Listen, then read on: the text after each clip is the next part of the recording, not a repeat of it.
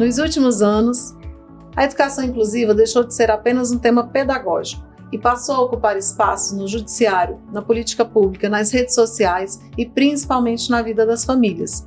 Mas em meio a tantas opiniões, uma pergunta continua sem resposta para muita gente. Como garantir que cada estudante tenha acesso não apenas à escola, mas também à aprendizagem, ao desenvolvimento e à autonomia? Para conversar sobre esse tema, que exige sensibilidade, conhecimento técnico e coragem para enfrentar debates difíceis, recebemos hoje o professor Lucelmo Lacerda e professora Aida Brito. Sejam muito bem-vindos ao nosso podcast. Lucelmo e Aida, quando olhamos para a realidade das salas de aula, há uma diferença brutal entre estar matriculado e estar efetivamente aprendendo. Sair do discurso romântico exige estratégia. E quais são as ferramentas técnicas indispensáveis hoje para avaliar e monitorar se a inclusão de um aluno está funcionando de verdade? Falou de avaliação, ela é a chefona da avaliação, então deixa ela falar. Nossa, a gente tem hoje instrumentos muito interessantes para avaliar, temos a segurança da ciência para monitorar, e é preciso muito conhecimento e muita formação para encarar essas duas peças que você acabou de falar, né? Tanto avaliar quanto monitorar são duas partes de um processo muito intenso quando a gente fala de inclusão. E acho que na ponta disso tudo, né, encabeçando tudo isso, está um maestro que é o professor e que ele tem que realmente ser dotado desse conhecimento para avaliar e para monitorar. Por que eu digo isso? Porque durante muito tempo, e eu digo isso porque sou da área de educação, vivi e trabalhei muitos anos em universidades públicas, em cursos de pedagogia, né, trabalhei dentro de centros de ciências da educação, e uma das coisas que eu percebia mais, o que eu me deparava muito, era que as pessoas estavam muito distantes do fazer científico, né? A gente discute muito teorias muito vagas, muito imprecisas, a gente discute muito como produzir essa teoria, ou como os teóricos encaram a educação dentro do campo pedagógico, mas pouquíssimo se fala em como tecnicamente aplicar essas teorias ou como encarar tudo isso de uma forma científica dentro das universidades. Eu acho que tem como.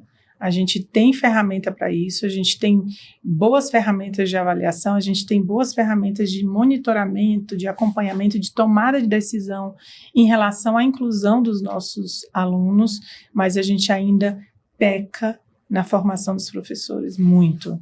Você acha que falta interesse das escolas ou dos próprios? Eu acho que falta formação de base mesmo, sabe? Eu acho que as universidades precisam replanejar os cursos, né, as ementas, as disciplinas, para formar professores mais capacitados para estar lá desde sempre sabendo o que vai fazer. Olha, só para você ter uma ideia, eu trabalhei muitos anos dentro de um centro de ciências da educação no Piauí. E eu montei um projeto à época que era para levar, para a gente produzir pesquisa sobre tecnologia assistiva, que foi bem difícil, né? Era um projeto grande dentro do centro, que a gente estava tentando ter um apoio ali da própria universidade, mas a gente não tinha disciplinas que discutiam sobre tecnologia assistiva ou como aplicar a comunicação alternativa dentro da esfera da inclusão. Então, a gente tinha que propor processos ou produtos à parte daquilo que estava sendo construído para poder os alunos entenderem um pouco, né? E a minha proposta à época era construir um laboratório para essa tecnologia e acabou que eu não consegui, né? Mas a gente ficou à frente de outras questões na época, mas isso dentro da universidade. Então, eu acho que a gente tem muito ainda para discutir, muito ainda para pensar sobre melhorar a formação dos professores para a inclusão. Não, mas você sabe o que eu acho? A universidade, ela faz lá a formação. E, como você falou, né, historicamente falando, a universidade foi ficando distante do saber fazer.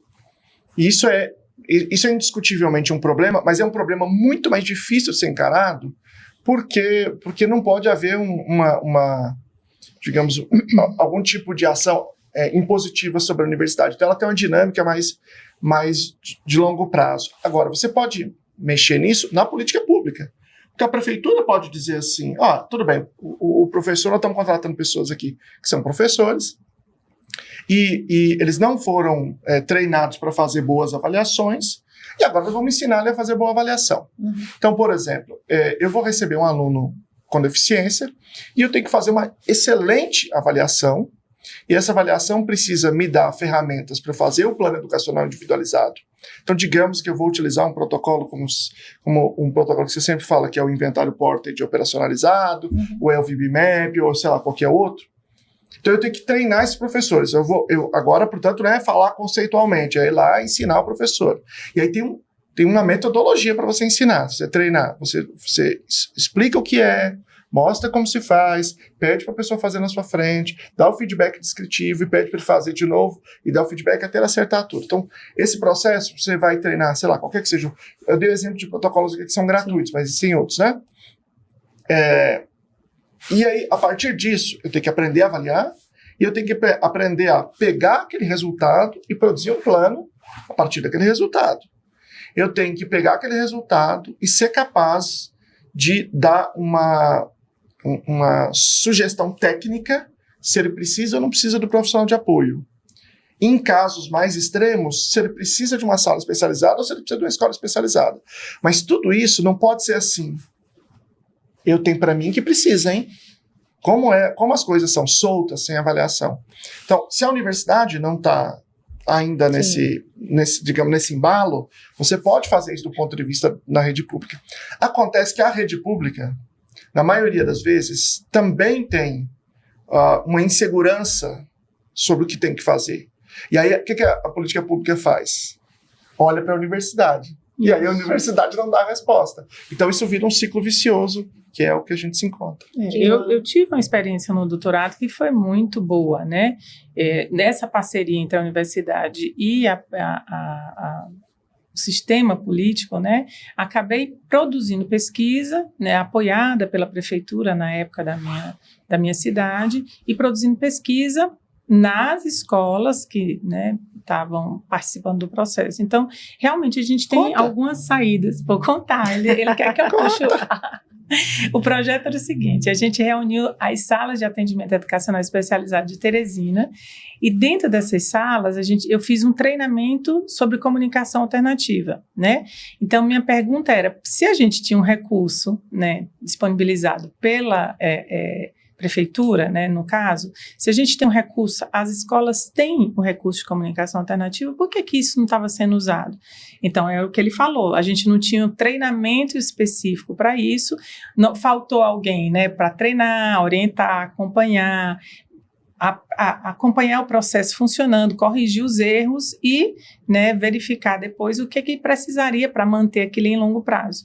Então, no doutorado, eu acompanhei essa equipe, a gente implementou, produziu a comunicação alternativa, eu mensurei os alunos antes de iniciar o processo, avaliei os alunos, avaliei as professoras, se elas tinham um repertório para usar, treinei, acompanhei, e depois de um processo, o que a gente viu? Que os professores aprenderam a usar a comunicação alternativa, os alunos que receberam modificaram o comportamento, começaram a se comunicar mais e passaram muitos a não ter comportamento problema ou agressivo dentro da sala de aula, e isso ao longo do tempo se manteve. Então, é possível produzir. A pesquisa foi boa, foi excelente, né? Os professores acabaram tendo uma capacitação em nível de doutorado. A universidade produziu um protocolo, né, à frente do processo, e a prefeitura também se organizou em relação a esse treinamento dos professores. Então, é possível que a gente maneje. Seja, é possível, falta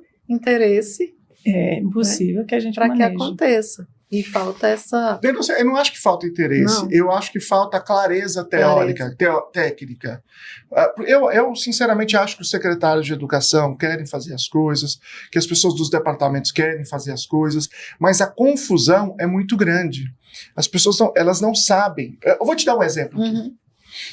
Uma professora de uma grande universidade no Brasil, uma das maiores universidades, foi contratada para uma prefeitura e foi dar uma formação sobre educação inclusiva.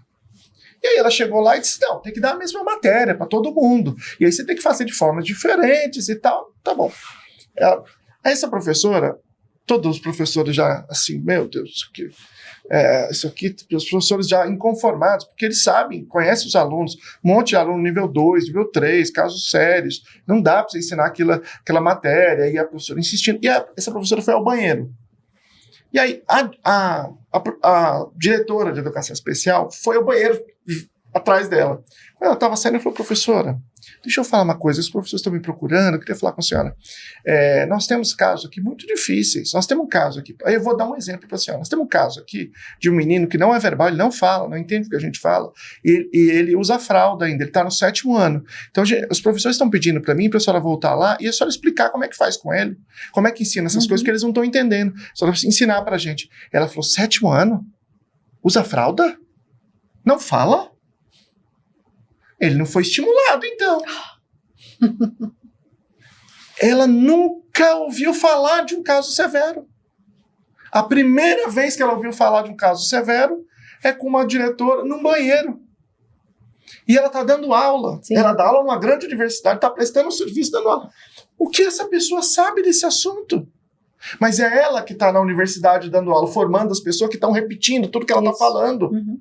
É ela que está indo para a prefeitura, dando a consultoria. Ela, modo de dizer, é esse perfil Sim. que está indo para as prefeituras, dando consultoria e dizendo coisas que não fazem o menor sentido para quem está na realidade. Eu não acho que essa pessoa é mal intencionada, só que ela nunca viu uma pessoa com deficiência com um caso severo. Né? Ou às vezes a pessoa até viu, mas a ideologia ela é tão fanatizante que às vezes a pessoa perde, né? E às vezes faz muito tempo, então enfim, você quer agradar mais, então, mais as pessoas que estão nesse circuito, né, digamos assim. Então o que eu penso é que pode ser que, claro, tem para muitas pessoas não há um interesse, mas mesmo quando há um interesse, o que falta, na maioria das vezes, é clareza técnica. Por quê? Aí eu acho que a Aida falou é muito, muito forte, né? É uma dificuldade de entender a literatura científica. Porque se você entender e olhar o estudo que é experimental, porque para você tomar esse tipo de decisão, não adianta você ler estudo nem qualitativo, nem conceitual. Eles têm outro papel. Para você tomar decisões técnicas, você tem que ler os estudos experimentais para saber o que funciona, o que não funciona. Quando você não está preparado para isso, aí você toma um monte de decisão errada, porque você está se pautando em discurso e não, de fato, em quais os resultados que consegue ou não produzir. Olha, uma coisa que eu percebo, assim, falando empiricamente, né, assim, no meu cotidiano como uma pessoa que dirige uma clínica, que trabalha com clínica, que está o tempo todo supervisionando, e é muito frequente o meu encontro dentro das escolas, né, para a gente discutir a inclusão daquele determinado aluno, né? E eu digo isso, assim, a minha vida toda dentro de escola, e essa visão, ela não muda. Então, eu sou uma profissional que eu tenho mais de 25 anos trabalhando com inclusão. E eu percebo que essa visão não muda. Não, é difícil, muitas escolas até conseguem superar essa dificuldade, né? Principalmente as que eu percebo que tem uma abertura muito grande a conhecimento externo, né? No sentido de que vêm outros profissionais, né? E vão discutindo sobre isso. Mas veja bem, ele está falando aqui, a gente falou de formação científica, né, de educação, de Sim. alfabetização científica para os profissionais. Eu acho que, em suma, seria isso, né? A gente primeiro produzir ciência desde sempre para que os profissionais, os professores entendessem desde sempre e pudessem usar essas ferramentas na sua formação em primeiro lugar, depois formação continuada e assim sucessivamente. Mas a ausência disso corrói tanto a educação, ela faz um rombo tão grande na educação, e isso desemboca nas famílias e nas crianças. Eu Sim. falo aqui criança porque eu sempre falo criança redundantemente, né? Mas isso causa um rombo tão grande. Por exemplo, é muito comum os professores não entenderem, isso eu estou falando de mim, eu posso até estar com uma impressão, uma opinião meio anedótica, mas eu falando da minha observação. Na grande maioria, eles não sabem o nível de habilidade daquele aluno. Eles não têm conhecimento, né? E aí você pode dizer, mas aí é difícil mesmo, são 30 alunos, né? E o professor está muito pautado em entender o nível de conhecimento daquele aluno que é típico. Mas aquele aluno que tem dificuldade pedagógica, que tem dificuldade em relação a qualquer instância do conteúdo, eu estou falando aqui de conteúdo, já começa a dar problema para o professor. O professor já não consegue entender muito esse nível de habilidade. E aí, quando eu vou me reunir com eles, né, em supervisão, eu digo, olha, a gente tem que entender que nível de habilidade ele está. Ele está adquirindo esse conteúdo, ele está precisando de muita ajuda ainda, aquele conteúdo ele já está fluente, né, que a gente vinha conversando antes, ele já está fluente naquele conteúdo, esse assunto ele já está na manutenção, ele viu um tempo, depois se você perguntar ele sabe de novo, ou ele já sabe, já dominou, já é um assunto consolidado, ele já aplica em outros ambientes, e o professor em geral ele não consegue me responder em que nível, né, de aprendizado aquele aluno que está na inclusão ele faz, ele consegue, ele não consegue me dizer. Se eu colocar ali perto do quadro, ele faz. Eu digo, mas se você puser o quadro mais longe, eu der outro suporte, ele faz, não, aí ele já não faz, mas aí o conteúdo já passou. Então, eles não conseguem precisamente entender o nível de aprendizado daquele aluno. Então, aí já é um problema. Porque se ele não sabe distinguir onde é que esse aluno está, ele não consegue avaliar, ele não consegue produzir atividades para inclusão, ele não consegue produzir materiais de adaptação, ele não consegue nada. Então, a ausência deste conhecimento causa um furo muito grande no processo de inclusão. E aqui, claro, não estou dizendo que a culpa é dele, aqui a gente, como cientistas, educadores, conhecedores, a gente sabe que o processo é muito maior do que o que a gente pensa, né? E pinga, respinga na família, como você disse, e na criança. Porque a criança vai passar de ano, passar de ano, passar de ano. E essa criança está alfabetizada? Essa é uma pergunta que eu faço, às vezes, para as pessoas que debatem tanto sobre a inclusão total, né? A gente sabe que tem que ter a matrícula, matricularam lá 10 mil crianças esse ano, em Brasília, é um exemplo, né? Que eram com deficiência. Ao final dessas 10 mil crianças, quantas sairão realmente alfabetizadas? Então, eu sempre faço essa pergunta. Eu conheço muitos adolescentes com síndrome de Down, que é o caso do meu filho, que não estão alfabetizados. Adultos que não estão alfabetizados. Então, eles estão indo para a escola só por ir? Não é? Para socializar?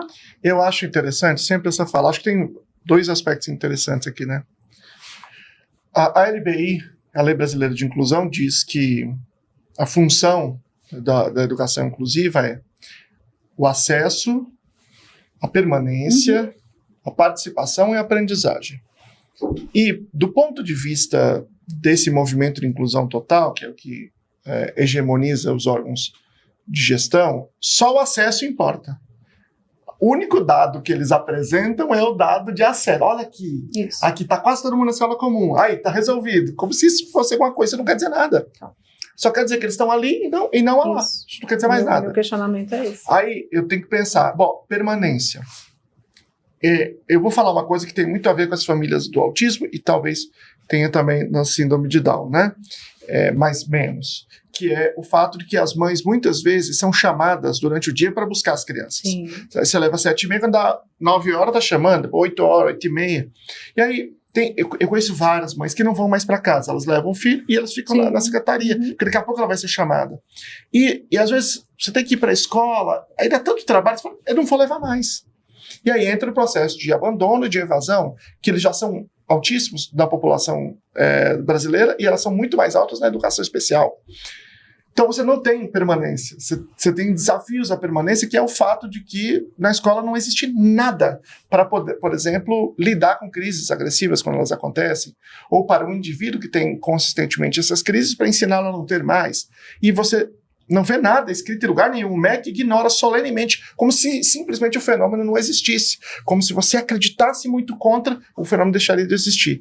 E muito menos a participação, muito menos a aprendizagem. Então, essa informação. Quantos estão alfabetizados? A informação não existe. Ela não existe. Por quê? Porque ninguém avalia. E aí entra o que a Aida falou, né? Se você não tem avaliação, aí é fácil de você fazer um discurso romantizado. Você faz o discurso, tudo bem. você pode falar o que você quiser, já que não há um dado para te contrapor. Eu acho esse cenário muito grave. E ele descreve muito essa preocupação que você colocou. Tem uma outra questão, que é a seguinte: quando alguém pega e diz assim, ele não aprende, ele está aqui só para socializar. O pressuposto é, eu tenho uma aprendizagem acadêmica e eu tenho outro tipo de aprendizagem, que é a aprendizagem social. Essa aprendizagem acadêmica ele não consegue ter, ele só consegue ter essa. Primeiro aqui, não tem ninguém que não aprenda, né? Ele pode não aprender a mesma coisa. Uhum. E aí a gente não está endereçando o que ele aprende. Você está dizendo assim, ele não aprende o que os outros aprendem, e eu também não estou fazendo nenhum tipo de movimento, de adaptação para ele aprender outras coisas que estão num nível que é possível ele alcançar. E isso, em parte, também até por conta da inclusão total, que diz que não pode adaptar nada para ninguém. Então, paciência, ele está aqui só para socializar. E aí, a pergunta que eu sempre faço é assim, entendi, ok. Então você pode me mostrar cadê a avaliação de habilidades sociais dele e cadê o planejamento de ensino das habilidades sociais, quais são os objetivos, como é que você está monitorando, como é que você está registrando? Não existe nada. Sempre que alguém diz ele não aprende nada, ele está aqui só para socializar, obviamente essa pessoa ela não sabe nada do que existe da literatura científica, porque é uma fala contraditória, porque não tem ninguém que não aprenda nada. E quando ela fala isso, na verdade, ela não está dizendo que ela está aqui para ensinar socialização. Ela está dizendo assim, está aí perto dos outros. Se Deus quiser, ele pega por osmose. E aí, voltando, insistindo, olha o tanto de protocolo de avaliar habilidades sociais que a gente tem. O tanto de habilidades sociais que você consegue agrupar dentro da escola, dentro da sala de aula, com seu amigo, dentro do contexto pedagógico. E estas habilidades, elas podem influenciar o contexto do aprender. Né? Então, se o aluno ele interage, ele pergunta alguma coisa, se ele levanta a mão, se ele responde alguma coisa para a professora, em que nível esta interação é importante para a habilidade social dele, também impacta no aprendizado. Mas agora o que o Luciano falou, se a gente procurar dentro das escolas, raríssimas vezes eu ouvi um professor ou a escola que conhecesse protocolos de avaliação de habilidades sociais. O meu filho está no 5º ano, com 12 anos, eu nunca recebi um protocolo desse. Ele estuda escola particular. E é uma escola Montessori, é uma escola que tem 300 alunos com laudo. Ela é professora montessoriana, tá? Tem uma formação boa. Pois é. Então, assim... que são as montessorianas, são as melhores. E você veja, isso você está falando das melhores. Isso. Imagina se a gente for falar aqui da média do Brasil, das piores. Eu nunca recebi uma avaliação de diagnóstico do TEL. Agora, ontem eu tive reunião na escola para a gente falar da sala de AE, para a gente falar do PEI, né? E eu queria que vocês falassem um pouquinho, porque está acontecendo uma confusão muito grande, inclusive com quem trabalha, né, na sala de AE, com quem trabalha, com a professora. Ele já passou pela avaliação, né, pelo diagnóstico, Estudo de caso. Estudo de caso. Isso.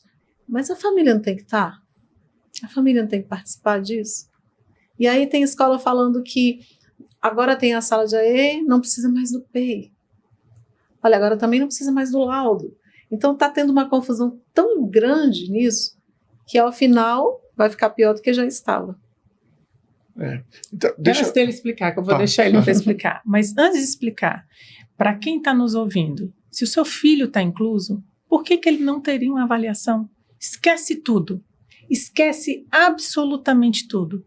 Como é que um professor vai receber esse aluno e vai dizer assim, ele permanece sentado, ele está atento ao que eu falo, ele consegue compartilhar o que eu digo comigo, com o colega, com o professor que está acompanhando ele consegue ficar na fila para lanchar, ele consegue comprar um lanche, ele tem alguma independência e autonomia dentro da escola.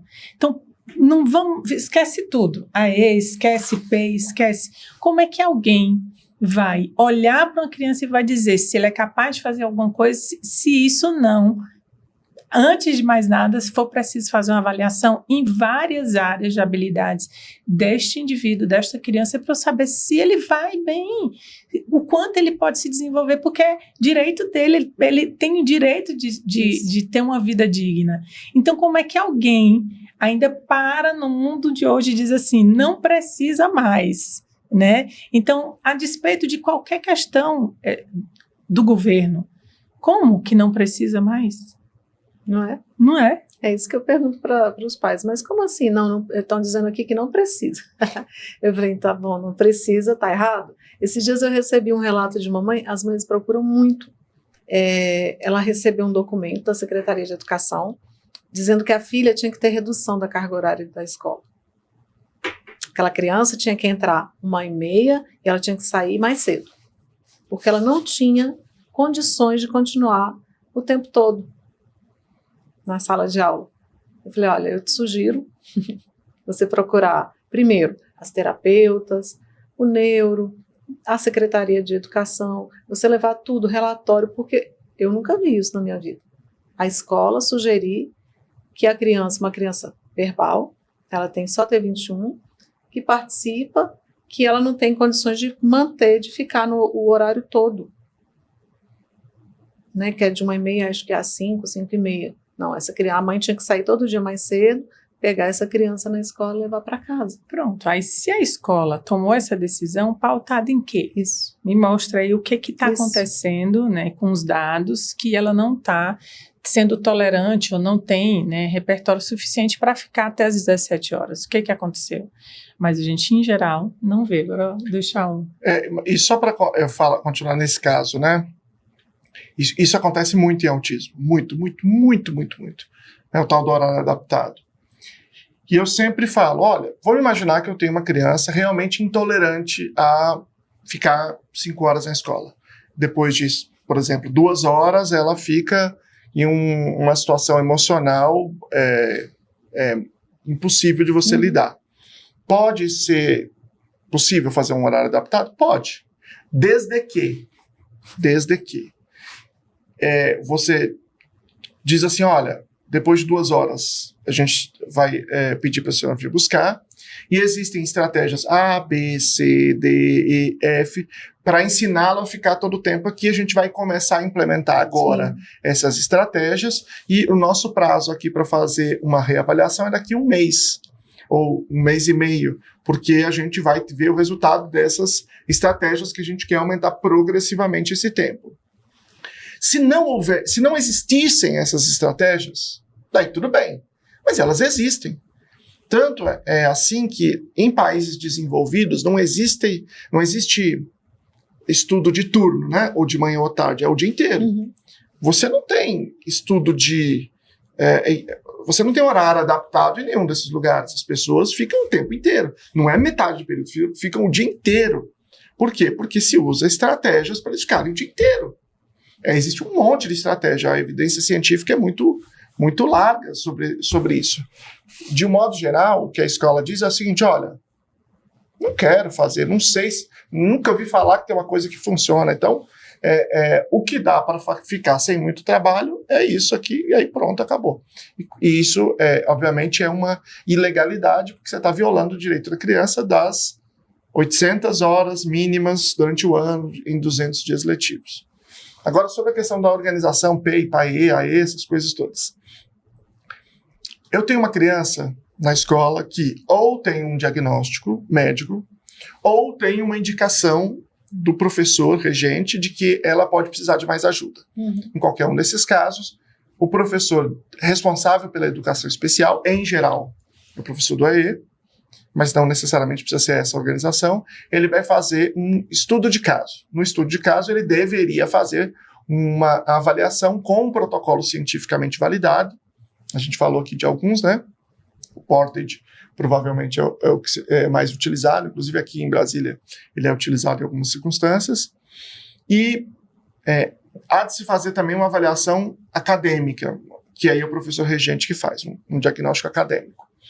Com todas essas informações, o professor de educação especial, que em geral está no AE, ele vai tomar uma decisão. Ele vai dizer, olha, esse aqui é público-alvo da educação especial. Ou, não, esse aqui o professor só indicou, mas isso aqui não é público-alvo da educação especial. Mas, em se entendendo o que é o público-alvo, vai se escrever um documento chamado PEI, Plano Educacional Individualizado. Esse é o documento central que existe. Não existe educação inclusiva sem PEI. Eu falo Se isso. não tiver PEI, acabou a conversa, vamos falar de outro assunto, vamos falar, vamos só evitar a seleção, porque nessa Copa, aparentemente, não será um bom assunto.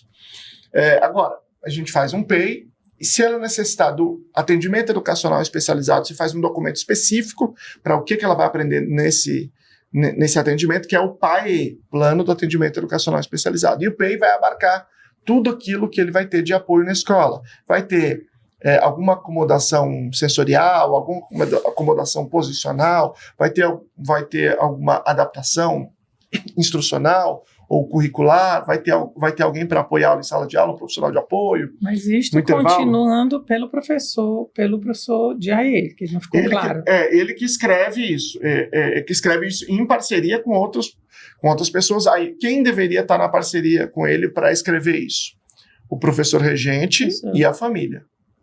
Então, a família, professor regente e professor do AE são as figuras centrais. Sim. Existem certas circunstâncias em que outros atores são ouvidos. Por exemplo, pode-se fazer reunião com pessoas que são terapeutas dele, ou considerar os documentos que eles trazem, né, esses profissionais. Se a própria prefeitura ou o Estado tiver equipe multidisciplinar, também pode participar desses processos, mas o núcleo duro é pais, professores regentes e professores do AE. E aí você tem um cenário em que você sabe o que você vai fazer em geral para esse indivíduo, o PEI vai descrever isso, especificamente o que você vai fazer na sala do AE e, idealmente, fazer isso monitorando os resultados e a família acompanhando. Agora, eu queria me intrometer na resposta do Lucelmo, dizendo assim, olha, professor, isso não significa dizer que o professor de atendimento educacional especializado, que ele está dizendo que é o responsável, o titular por isso não significa dizer que você vai receber isso passivamente. Então, uma das minhas insistências é, o professor, ele tem um aluno incluso, é fato, não tem o que fazer. Então, ele tem que ter minimamente um bom preparo para entender daquilo que se está discutindo. Ele tem que estar muito bem preparado para pensar também em soluções no dia a dia, porque este professor de AE não vai estar 24 horas lá junto com ele. Então, o professor ele precisa saber de prática baseado em evidência, ele precisa saber das melhores estratégias, ele precisa saber como preparar essas melhores estratégias, ele precisa saber como manejar minimamente o comportamento do aluno, sinalizar esses comportamentos. Então, o professor ele tem que se preparar para isso, porque senão ele fica mais estressado, ele fica mais cansado, a vida dele também perde qualidade de vida, ele adoece. Então, eu acho que tudo passa pela veia ali desse preparo desses profissionais. Gente, e para terminar aqui esse podcast, que eu estou vendo que a gente está no horário, todo mundo tem horário aqui, ainda vai estar no congresso, Lucelmo amanhã, eu amanhã, então todos estaremos no congresso lá da Vivi, né? Congresso Mais Inclusão. O que vocês teriam para dizer para as famílias sobre essa divisão aí de escola especializada, escola de inclusão total, porque as famílias estão muito confusas, né? Eu ouço muitas mães falando assim, indicaram o meu filho para a escola especial, aqui em Brasília chama de escola especial, né? E eu não quero que meu filho vá para lá, porque lá ele não vai aprender. Então tem muita confusão ainda com esse assunto e a gente sabe que tem pessoas que ideologicamente fazem com que essa confusão se torne mais cruel, inclusive para as crianças. Porque você não tem como pegar um autista, grau 3 de suporte não verbal, né, e colocar ele numa sala regular e querer que ele aprenda. Eu acho que é uma conversa muito difícil, porque é muito triste para as famílias essa quebra de expectativa. Sempre existe, talvez no autismo exista mais, eu vou dizer por que eu acho que existe mais do que na síndrome de Down. Porque na síndrome de Down tem um sinal físico da deficiência, visual. Sim. Você sabe disso desde sempre, aquilo fica na sua cabeça. No caso do autismo, existe sempre uma esperança escondida De que quando entrar na escola, quando aprender não sei o quê, aquilo ali ele vai voar e vai ser superado. E eu acho muito difícil, é muito triste quando isso acontece. Um certo momento a família passa por isso, como eu passei com meu filho, né? Meu filho hoje tem 18 anos, então já faz muito tempo. Mas foi um momento muito triste quando eu percebi isso. E eu acho que a família tem que ficar sob controle, né? Ela tem que se guiar por algumas coisas. Primeiro é por entender o que vai ser importante na vida dessa pessoa. Expor uma pessoa com um prejuízo intelectual importante, não verbal, a uma tentativa de ensino de uma coisa que não faz sentido para ele, é uma perda de tempo e é um sofrimento. E ele precisa observar onde que está a felicidade do seu filho, onde que está a aprendizagem significativa dele. Isso não quer dizer estar em escola especial. Depende de quem seja. Tem alguns estudantes que devem estar na sala comum. A maioria deve estar na sala comum. A sala comum é o melhor lugar para ele, é onde ele vai estar mais feliz, é onde ele vai ter melhor aprendizagem. É sala comum, para muitos estudantes, mas não para todos, e essa é a grande questão. Para alguns, o melhor cenário é estar numa sala especializada dentro da escola comum, que Brasília ainda mantém também, heroicamente, o Distrito Federal mantém. E, para alguns casos com maior nível de comprometimento, como é o caso do meu filho, por exemplo, né, que é um caso não verbal, com uma deficiência intelectual muito importante, o melhor cenário é um cenário totalmente estruturado, é uma escola especializada. É assim que acontece nos países desenvolvidos. Hoje eu moro em Chapel Hill, na Carolina do Norte, muito próximo a mim, tem escola especializada. Grande parte das escolas tem salas especializadas. Se uma pessoa que tem um perfil que se beneficia de sala especializada, ele mora perto dessa escola, mas essa escola não tem sala especializada, ele vai para outra escola em que essa sala exista. E assim é por todo o país. Por quê? Porque a ideia é oferecer uma educação de qualidade que endereça as necessidades do indivíduo. Ainda que isso muitas vezes seja triste, o que a gente precisa no Brasil, na maioria das vezes, é lutar para que tenha escola especializada, porque na maioria dos lugares não tem no Brasil. Lutar para que elas sejam de fato especializadas e, onde quer que seu filho esteja, lutar muito para que isso seja de qualidade. Se ele estiver na sala comum, que é o perfil dele, lutar para que seja de qualidade, porque se o perfil dele está na sala comum, mas a sala comum não está fazendo, lá na sala comum não está sendo feito o que precisa ser feito, então vai ser ruim do mesmo jeito. Não porque não seja o perfil dele, mas por conta da prestação do serviço. Então, em qualquer ambiente, vai ter que ter muita luta pelos filhos. E a gente vai ter que lidar com essa frustração, com essa coisa nossa de que, eventualmente, os nossos filhos têm perfis diferentes do que havia na nossa expectativa. Espera, né? Ele falou do filho, da família. E o professor? Você está preparado para isso? Sim. O professor que está assistindo isso, você está preparado para ter um aluno de nível de suporte 3, um aluno que não é verbal e que tem muito comportamento autolesivo, heterolesivo? Você está preparado para isso? Então, a gente tem que pensar que eu tenho que ter um profissional que tem que ter está muito bem preparado para receber esse aluno. E esse profissional é este professor que está na sala comum com mais 30 alunos? Que são, né? Imagina. E as mães que têm essa expectativa toda, vou citar um exemplo aqui, meu filho com síndrome de Down era verbal, estava sendo alfabetizado, e aos 7 anos de idade ele parou de falar, ele desaprendeu, a gente fala que na síndrome de Down ninguém desaprende, né? Então o Theo, ele desaprendeu a falar, ele voltou para as fraldas, isso foi depois de uma cirurgia que ele fez no joelho. E hoje ele está com 12 anos não alfabetizado, voltando a falar aos poucos, a gente vai entrar com a comunicação alternativa agora, e na fralda. Aí vocês imaginam, eu como mãe, teve aquela quebra, né? Do que eu esperava e da minha realidade agora, e isso acontece, gente. E eu estou insistindo ainda que ele fique numa escola comum, numa escola regular, dou apoio para a escola, ouço a escola, a gente conversa, mas eu não estou vendo esse resultado. E aí? Se chegar um tempo em que meu filho não tenha mais o que fazer ali, eu vou ficar insistindo? Ele está infeliz lá. Não é? A partir do momento que ele está agressivo, que ele não quer mais ir, é porque não está mais Então a gente tem que ter essa reflexão como pais também. Sim. Né? Tá bom para ele está feliz, eu quero que ele seja feliz. E aí as famílias podem fazer testes, né? Põe na escola especializada por 15 dias, um mês, monitora como seu filho está achando, o que ele está sentindo, se ele está mais feliz ou está menos, o que está acontecendo, e dialoga com essa escola. Eu acho que também tem muita falta de conhecimento, sabe? Eu acho que isso é uma coisa que talvez contribua bastante. E falta do diálogo, né, gente? Sim, a família também tem que estar junto da escola. Eu sempre falo isso.